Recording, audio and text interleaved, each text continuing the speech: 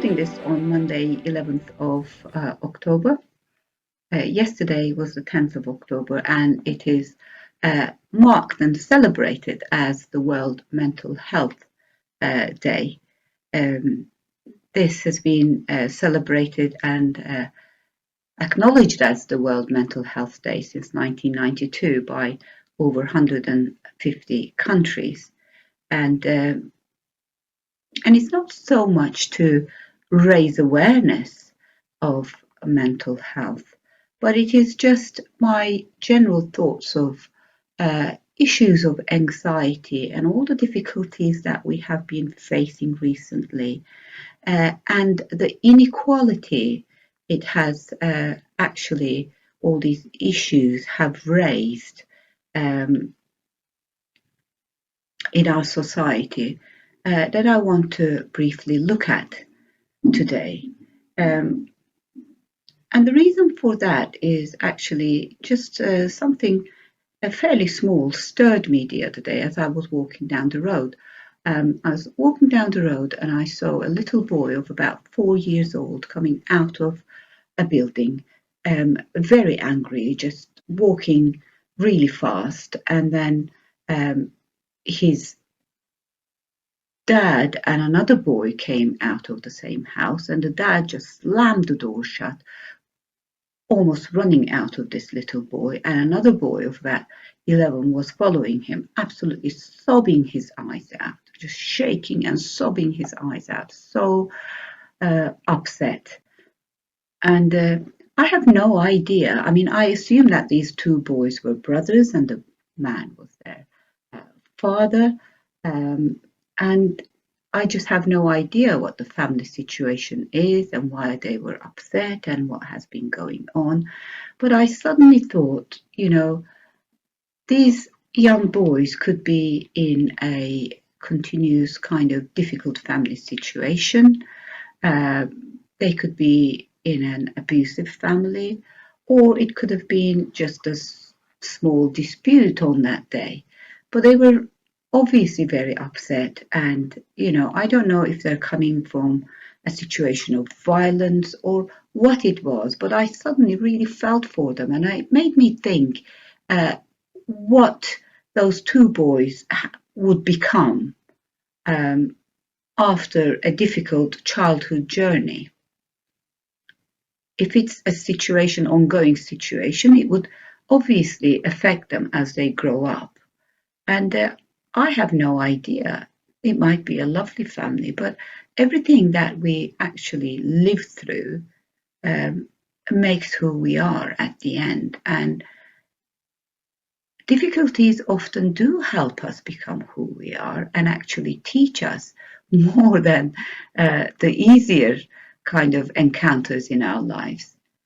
Having said that, sometimes difficulties are really hard to cope with, and no one really knows the extent of pain that we feel, the extent of anxiety that we feel, other than ourselves and one other person, and that other person is God.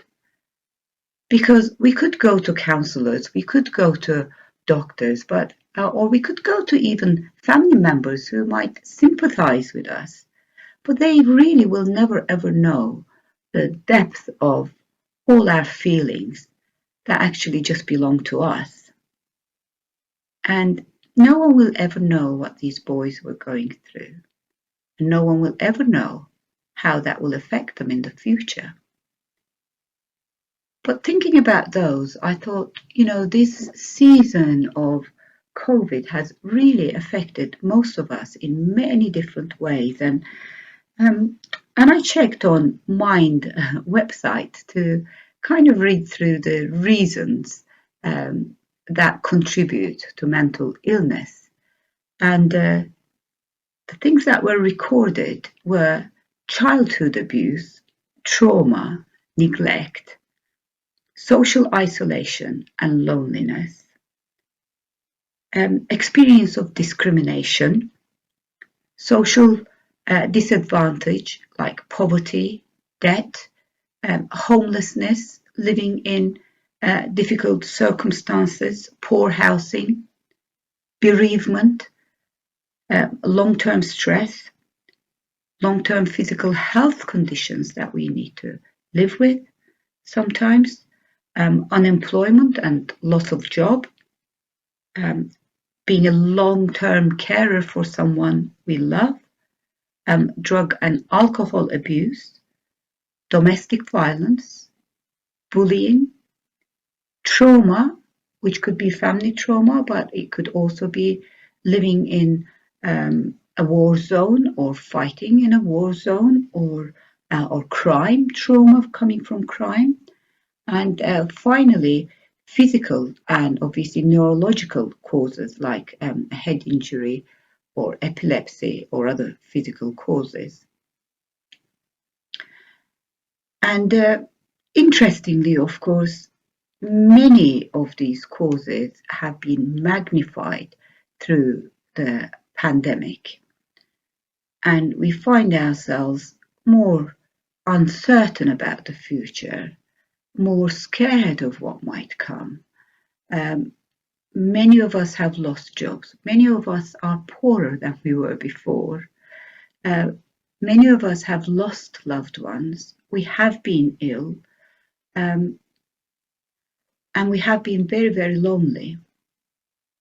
And this has really increased the kind of possibility of mental illness in our lives. And our mental health is kind of, for some of us, hanging by a thread, really. And sadly, the NHS is overwhelmed. Counsellors can only help to a certain extent because, as I said, I really believe, yes, counsellors are very helpful, but the depth of the pain we go through, the difficulties we go through, only we know. And we sometimes need someone to really know and understand and stand with us in these situations. And if we're actually suffering from mental health disorders, we find that whilst there is so much inequality in our society, even when we're constantly talking about equality, actually all these issues widen the gap of inequality, especially if we're suffering. It's harder to find jobs, it's harder to look after ourselves, it's harder to contribute to the society, it's harder to contribute to our own well-being. And I don't want to make this a really grim kind of little talk, but really it is important that we feel loved.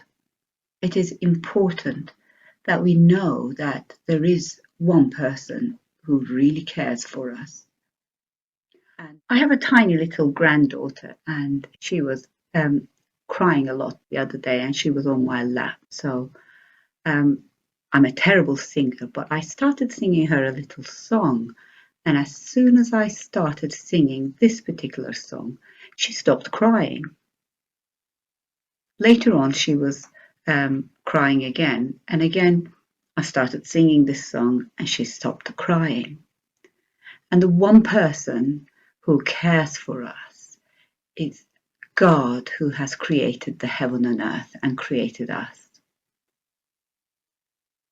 And he has given his son for us, so that as he died on the cross, not only were we forgiven, but he's also made healing available for us. That's what he wants to do for all of us. And the song that I sang to my little granddaughter was from Psalm 121. And I'm going to read Psalm 121 to you now as a prayer for everyone. And if you think you could benefit from the words, then please make sure that you read it to yourself later on as well. I lift up my eyes to the mountains. Where does my help come from? My help comes from the Lord, the maker of heaven and earth. He will not let your foot slip. He who watches over you will not slumber. Indeed, he who watches over Israel will neither slumber nor sleep. The Lord watches over you. The Lord is your shade at your right hand. The sun will not harm you by day, nor the moon by night. The Lord will keep you from all harm. He will watch over your life. The Lord will watch over your coming and going, both now and forevermore. And may He give all of us peace that passes all our understanding. Stay well.